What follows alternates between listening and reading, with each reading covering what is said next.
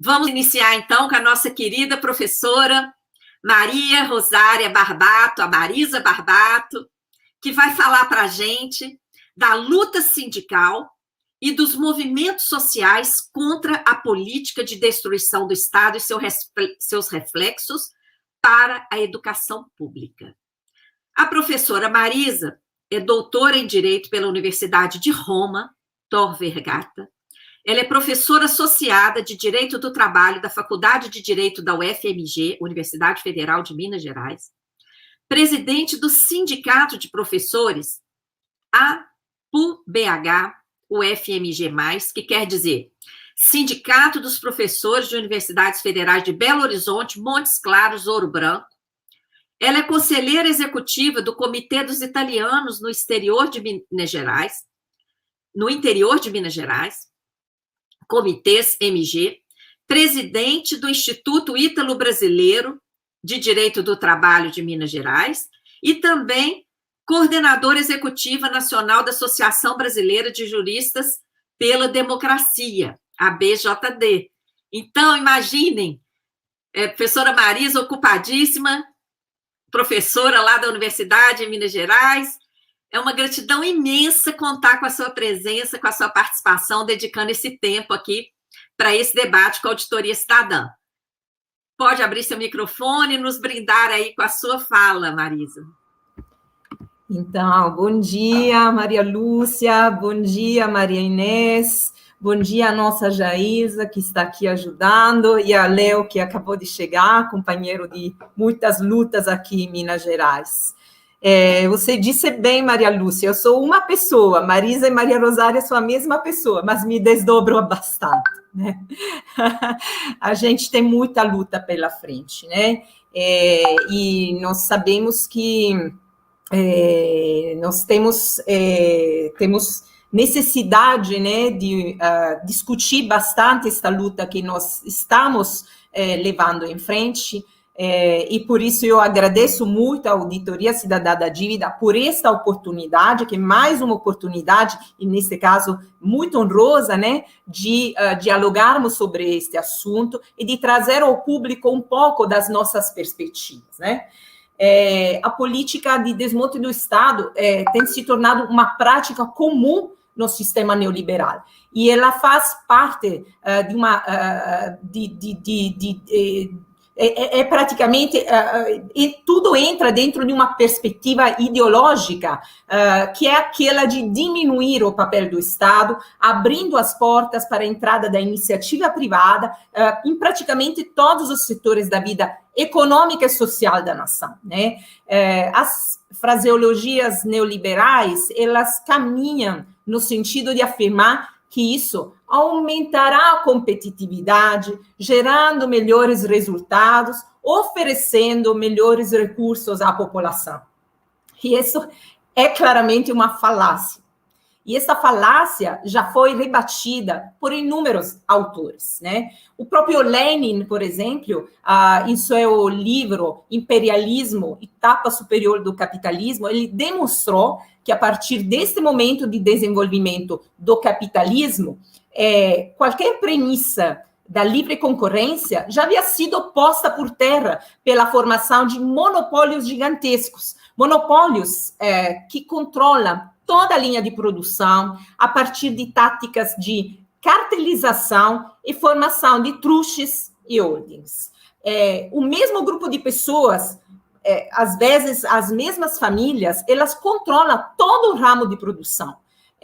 Não há concorrência, não há empreendedorismo, não há livre iniciativa individual que consiga competir com esta conformação econômica. E aí, partindo dessas premissas teóricas, eu começo essa exposição afirmando que todas as medidas tomadas pela equipe econômica do governo, capitaneada pelo ministro da Economia, Paulo Guedes, não passam de iniciativas para gerar ainda mais concentração de produção na mão de poucas pessoas, garantindo os lucros para indivíduos e retirando do Estado qualquer perspectiva de retorno social aos brasileiros. E isso se prova a partir de tudo que Paulo Guedes vem falando, com medidas como aquelas que ele diz que fará o Brasil decolar, né? Ele fala de o Brasil vai decolar com essas medidas, né? E essa foi a premissa que ele utilizou ao aprofundar os efeitos da reforma trabalhista e a tentativa, né, ao gerar a aprovação da reforma da Previdência. E os números não mentem, nós precisamos falar de números, né? Vamos trazer alguns números.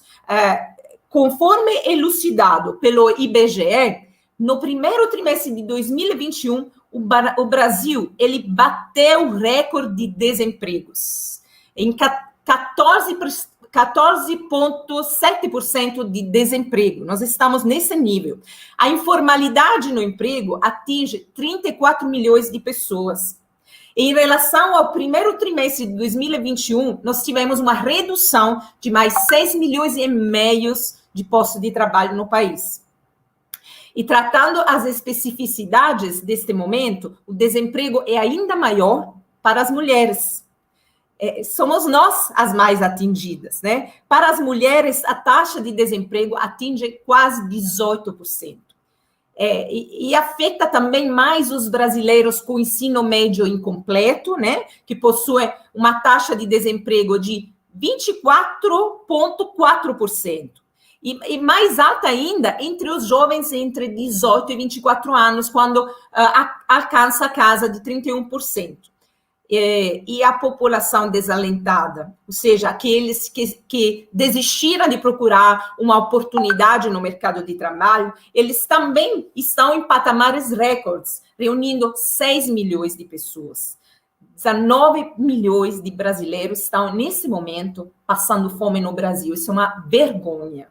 117 milhões de brasileiros estão em insegurança alimentar, ou seja, sem nenhum acesso pleno e permanente a alimentos. Então, como se vê, as medidas do Ministério da Economia, em lugar de fazer o Brasil decolar, estão fazendo aumentar ainda mais a desigualdade de gênero, a disparidade de classe.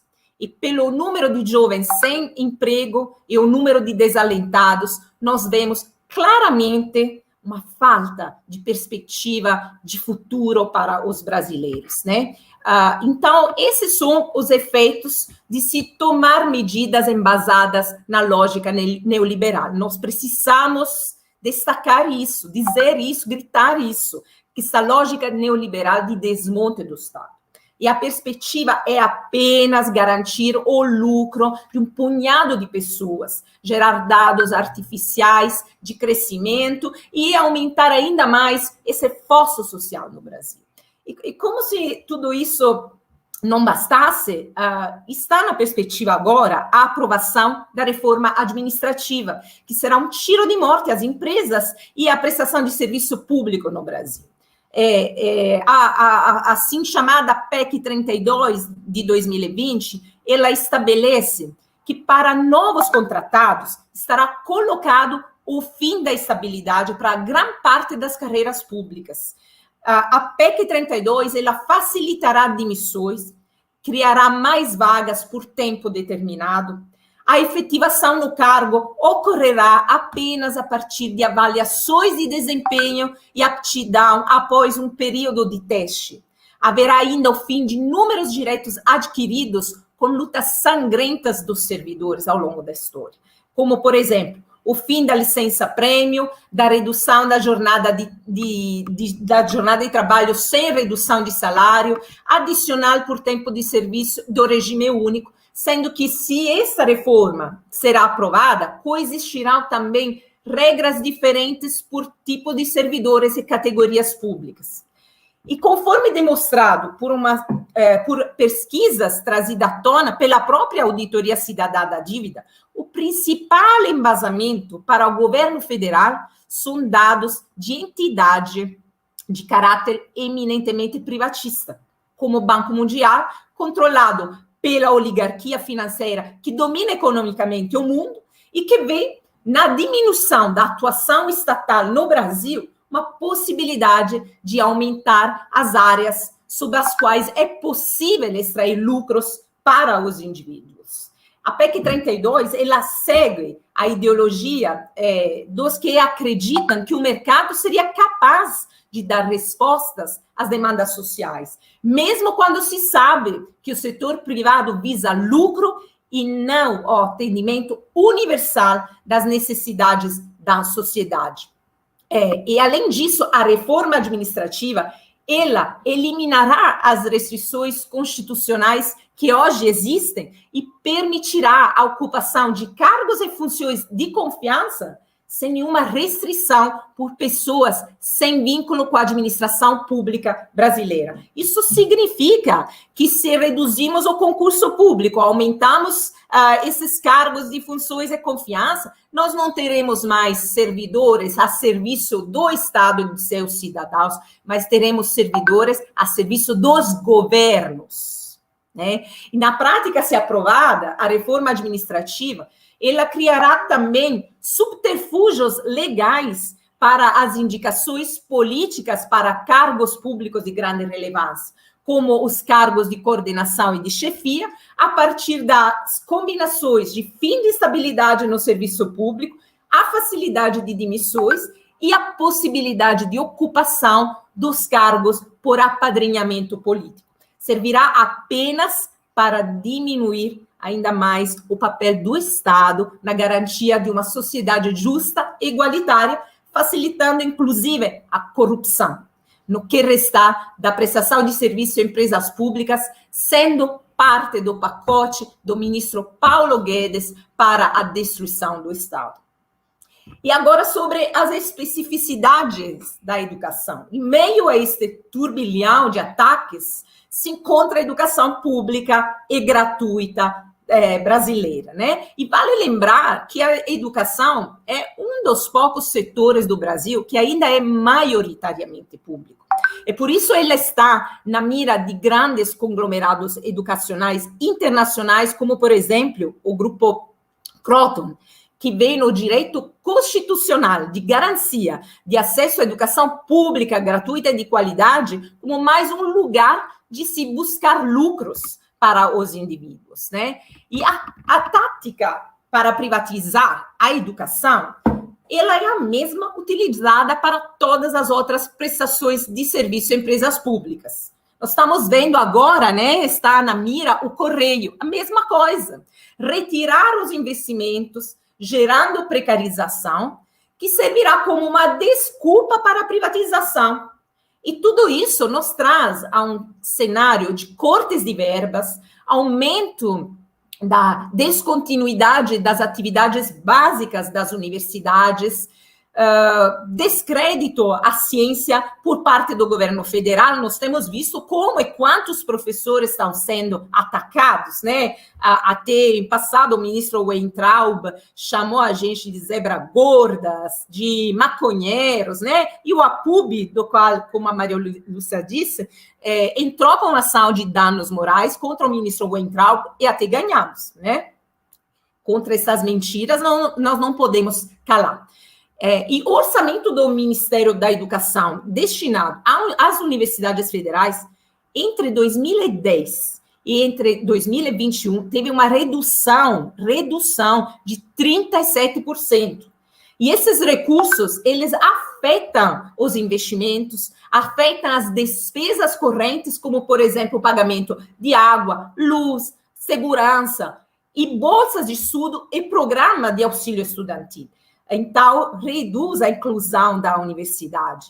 Em números considerando a inflação, o orçamento do MEC para o ensino superior em 2010 era de 7,1 bilhões. Em 2021, é de 4,5 bilhões, quase a metade, né? Quase 10 anos depois, 11 anos depois, a metade do orçamento. Então, nesse cenário, inúmeros gestores de universidades públicas têm colocado em xeque a possibilidade de continuidade das atividades das universidades. Nós tivemos, por exemplo, o vice-reitor da Universidade Federal do Rio de Janeiro, Carlos Rocha, que afirmou que não dá para manter o funcionamento da UERJ com orçamento destinado à instituição. E o reitor, por exemplo, da Federal de Juiz de Fora, o Marcos David, afirmou em uma entrevista que a ciência e a tecnologia acabaram. E essa sequência de cortes se baseia no mesmo projeto ultra neoliberal de Estado, com perspectiva privatista para tudo que é público. A ciência e a pesquisa pública de valor social tão importante para o combate à catástrofe sanitária que vivemos está na berlinda. Pelo menos 3 instituições federais estão desenvolvendo pesquisas que podem trazer um imunizante nacional para combater o coronavírus. Eu vou citar aqui o exemplo do meu lugar de trabalho, né, de que me orgulho tanto, que é a Universidade Federal de Minas Gerais. O orçamento da universidade é o mesmo que de 2008. 2008, quando a universidade possuía 20 mil alunos. Hoje, o número de alunos da UFMG saltou para 44 mil, mais que dobrou, sendo 32 mil estudantes de graduação e mais 12 mil estudantes de mestrado e doutorado. E os cortes na UFMG, em termos numéricos, eles alcançam a casa de 76 milhões no orçamento em relação a 2020. Nós tivemos uma redução de 76 milhões respeito ao ano passado. E esses cortes ocorreram em decorrência à aprovação da Lei Orçamentária Anual, em março deste ano, que reduziu drasticamente o orçamento de todas as IFES, de todas as instituições federais de ensino superior. E como se não bastasse, ainda houve vetos presidenciais e bloqueios que afetaram vários ministérios. O montante total dos vetos foi de 1 bilhão no orçamento do Ministério da Educação. Valores esses que se soma ao bloqueio orçamentário no MEC, que foi de 2,7 bilhões. Ou seja, os números, né? Com os números a gente sente isso na pele. Além de viver isso efetivamente, a situação é dramática. E são grandes as chances da UFMG fechar as contas no vermelho no final deste ano, né? Em uma entrevista ao Estado de Minas, a nossa reitora, Sandra Goulart, ela afirmou que a situação é gravíssima e o cenário é desolador. E na história da UFMG, nunca vimos uma situação tão drástica.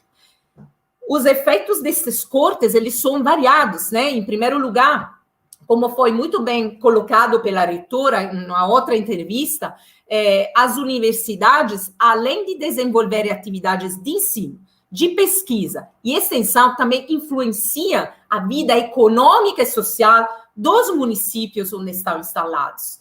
Só a UFMG movimenta cerca de 60 mil pessoas na realização rotineira de suas atividades. E, além disso, em um contexto como o atual, em que uma pandemia já tirou a vida de mais de 530 mil pessoas, o desinvestimento que eu chamaria de criminoso, né, que está sendo realizado nas universidades, afeta diretamente as perspectivas de desenvolvimento de pesquisas que pode nos ajudar a sair do buraco no qual o governo Bolsonaro e a sua necropolítica nos enfiou. E vale lembrar que no Brasil existem já 7 vacinas em desenvolvimento, desenvolvidas por universidades federais. E 3 delas estão mais adiantadas, incluindo-se dentre elas a desenvolvida pelo CT Vacinas da UFMG.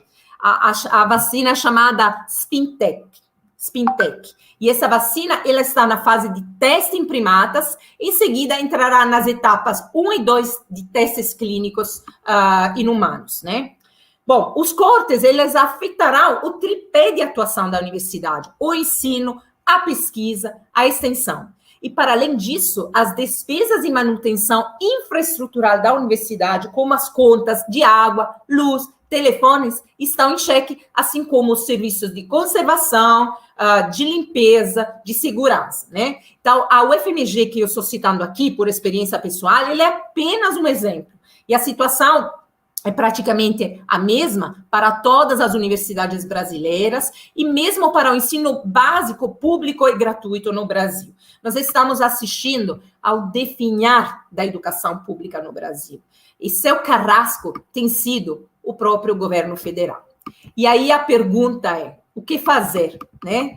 O cenário que eu apresento aqui é, sem sombra de dúvida, muito desolador, né? Somado à pandemia que nos assola, que já ceifou a vida de mais de 530 mil pessoas, torna praticamente insustentável qualquer perspectiva de algo positivo vindo do governo Bolsonaro. Os dados trazidos à tona pelas pesquisas da auditoria da dívida, da auditoria cidadã da dívida, elucidam que há sim meios para que a prestação de serviços em empresas públicas não sejam onerados. Especificamente, né, Maria Lúcia, na carta aberta produzida no início deste ano, em que se questiona as autoridades sobre um dos ataques que citei, a reforma administrativa, a PEC 32. E passo a passo foi discutido como dados são manipulados para colocar um suposto déficit das contas públicas nos gastos com servidores e esconde convenientemente o fato de que o grande causador dos déficits das contas brasileiras é o pagamento artificial de uma fraudulenta dívida pública. A carta discute como o governo esconde informações da população, propaga a desinformação ao utilizar dados incorretos do Banco Mundial, e esse por si só, como já disse anteriormente, é uma entidade ligada ao grande capital e que defende os interesses daqueles que querem acabar com os serviços públicos para expandir suas oportunidades de ganhar lucros. Além disso, é uma proposta que fere diretamente a democracia ao dar poderes de imperador ao presidente da República e ao retirar prerrogativas do Congresso Nacional. E a carta conclui de maneira muito acurada que a reforma administrativa não será um ataque apenas aos servidores públicos, será um ataque ao conjunto da população que deixará de dispor do básico, do mínimo garantido, inclusive no texto constitucional. Ou seja, concluindo, para retomar também o início da minha apresentação, nós podemos afirmar que tudo está ocorrendo no sentido da destruição do Estado e é embasado pela ideologia neoliberal e por sua perspectiva de apropriação individual de lucros. Agora, nenhuma medida que possamos tomar será mais efetiva do que fortalecer as inúmeras manifestações que estão ocorrendo em todo o território nacional contra a política de ataque do governo Bolsonaro.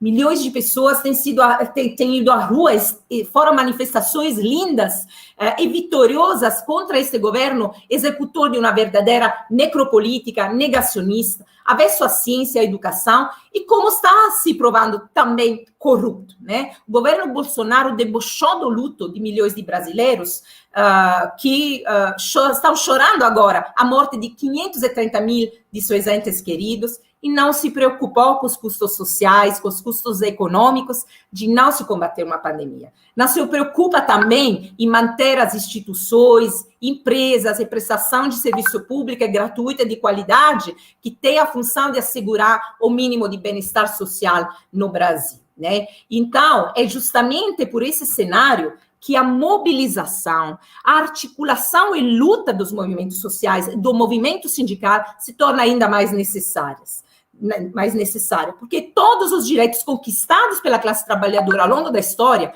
ocorreram através de sua própria luta. Quando se trata de luta de classe, a classe oprimida não ganha nada de graça. É através da articulação que se freia os retrocessos. Os direitos sociais, como sempre digo, não são direitos postos, são direitos conquistados e sempre questionados pela classe dominante que visa a manutenção do poder e a acumulação de riqueza. Então, precisa lutar, precisa unificar a luta para que possamos combater este governo, apoiar o impeachment, mas para além do impeachment, nós precisamos derrotar todo este governo cúmplice desta necropolítica e desta política de desmonte do Estado. Eu termino aqui convidando a todas e todos a se somarem aos movimentos que estão por vir, com os atos do dia 13 contra as privatizações em defesa da educação pública e no dia 24, clamando pelo fim do governo Bolsonaro. porque é na rua que pararemos esses ataques. Muito obrigada.